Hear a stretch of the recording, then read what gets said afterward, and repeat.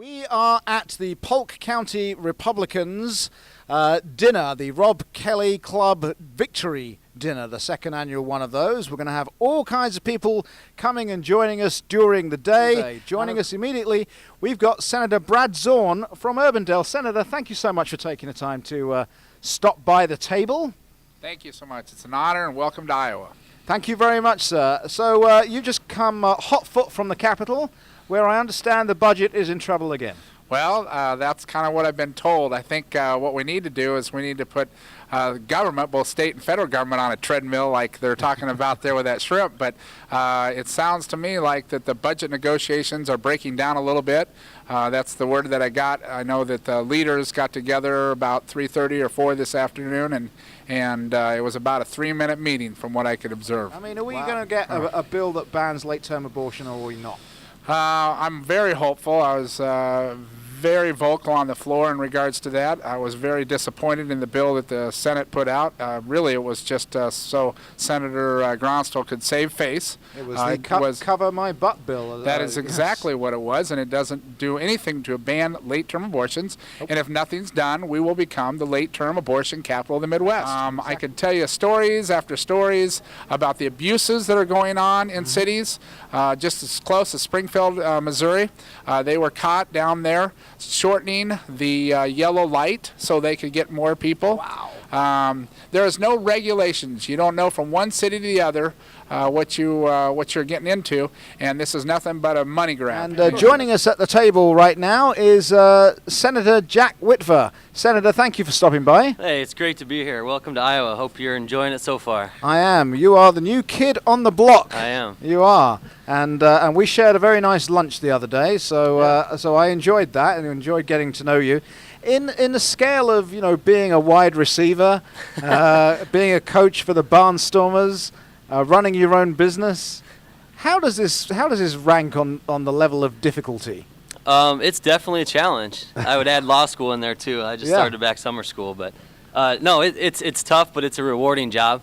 I've enjoyed it so far, and it's something that it definitely takes a lot of time and energy, but something that is well worth it. When Senator Gronstal wants to bring up his bills, our number one job is to pick out the flaws, make sure the people are aware of what they're trying to do, and go out and inform the public. So I think you can count on one hand the number of bills that Republicans have actually passed in the Senate this year. So as far as achievements of what we've done legislatively isn't really much to talk about. But the things that we have stopped or slowed down or at least put on the table. I think the Des Moines Register talked last week about how this has been the least productive session in 30 years or something. They've only passed 120 bills that have been signed by the governor. But from my standpoint, sometimes the less we do, the better. The fewer bills we pass, the safer your pocketbook is, and the more personal liberty you have. So our achievements come in winning those battles by getting laws stopped from coming through. Are we going to get a ban on late-term abortion or not? I don't think so. I really don't think so. What the bill that the Senate Democrats brought forward provides a lot of political cover for Senator Gronstal, wannabe Governor Gronstal, with the way he's acting. I wish he'd run. He thinks he has the veto pen.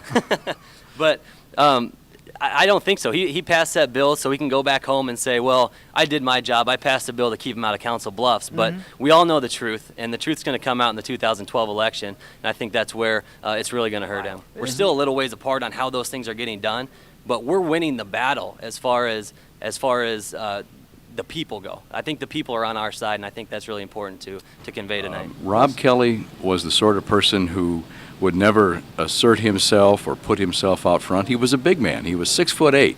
Wow. Dartmouth educated, a very successful business person, full of community service and a lot of goodwill, and a kind man. And it's wonderful that the party honors him by naming their annual event after Robb Kelley. David Funk, no Michelle Bachmann.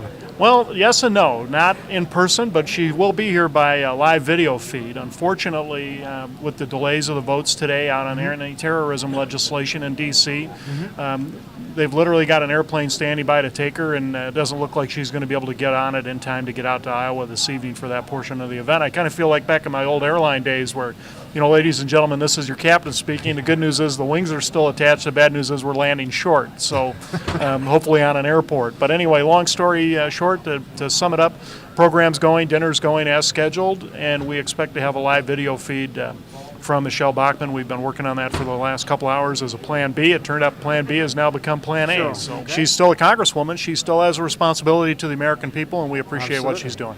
We have presidential candidates almost going door to door, and I used to joke that you shouldn't commit until you had everybody in your home a couple of times, but this is a good time, as good a time as any, to just ask people to take this process very seriously, to think carefully. They're going to hear a lot of messages from many different people, but we're picking if not picking, we're certainly helping to select the next president of the United States. And walking up to the table right now, taking a seat, is Governor Terry Branstad. Governor, thank you for stopping by. Well, you bet. I'm glad to be here, Simon. Thank you. I know you're in a bit of a rush today. I know you're very short time here, so we appreciate you coming here. It would appear that the Democrats have said no again. They've walked away. You were quite positive yesterday, and now they want to spend more money. Well, that's right. They want to spend more money than the state is taking in. We've had private discussions with them for the last couple of weeks. We thought we were making some progress. We've worked things out with the House Republicans, and we've put our proposal together. We asked them to come back with a counter proposal, and they decided not to. First of all, we thought they were going to. Yep. Then they decided not to. So they haven't 3-minute gotten meetings, serious about addressing the issues, and I think the people of Iowa expect us to do the job and work at it and resolve the issues and spend less than we take in. And unfortunately, they don't seem to have gotten the message yet.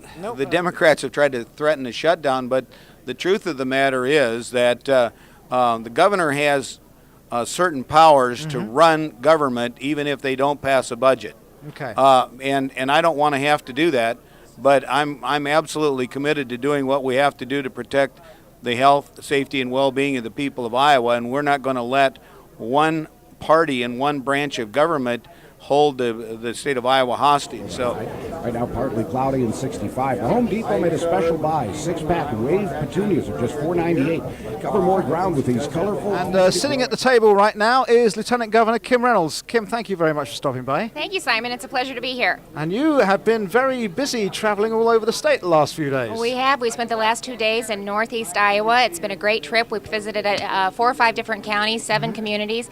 We've had a phenomenal turnout at each stop, whether it's in the morning or in the afternoon. I really encourage probably anywhere from 85 to 100 Iowans showing up to ask questions, talk about the state of Iowa and how we bring jobs to the state of Iowa. So it's been a great turnout. We have a group of Republicans who have offered an agenda legislatively that's very balanced. Everyone thinks because of the front page of the Des Moines Register that the only thing we focus on is social issues, and that's 100% wrong. Actually, I think today Tom Harkin has talked about how Medicare is going to be the defining issue of 2012, which is a little ironic from a senator that hasn't voted for a budget in about 2.5 years because we haven't seen any leadership on these fiscal issues. And I think it's courageous for those Republicans in Washington that are saying, you know what, a message was sent by the American people in November, and they want leadership. Matt Strawn, thank you very much for dropping by the table. I really do appreciate it. Chairman of the Iowa State GOP, we really appreciate you doing that, and hopefully we're going to have a great evening tonight. We will. Thanks, I'm looking Simon. forward to emceeing it, I can tell you that.